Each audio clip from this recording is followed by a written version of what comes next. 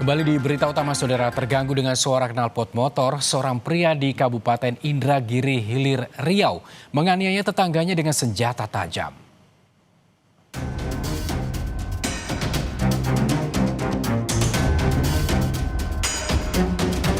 Peristiwa tragis terjadi di Kabupaten Indragiri Hilir Riau.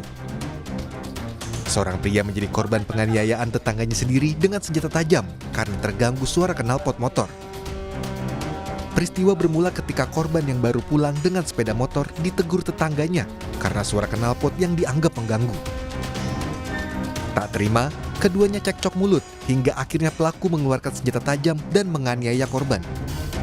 Meski sempat melarikan diri, pelaku akhirnya ditangkap polisi di rumah mertuanya di Desa Sungai Gantang. Hasil pemeriksaan kami terhadap terlapor ini merasa terganggu karena si korban ini melintas di depan rumah terlapor dengan menggunakan knalpot brom. Jadi saat itu sempat ditegur oleh terlapor, kemudian terlapor emosi dan mengejar korban sampai ke TKP, yakni di rumah tetangganya terlapor. Korban yang terluka parah sempat dirawat di Puskesmas Sungai Salak dan sudah diperbolehkan pulang. Sementara pelaku terancam hukuman 5 tahun penjara.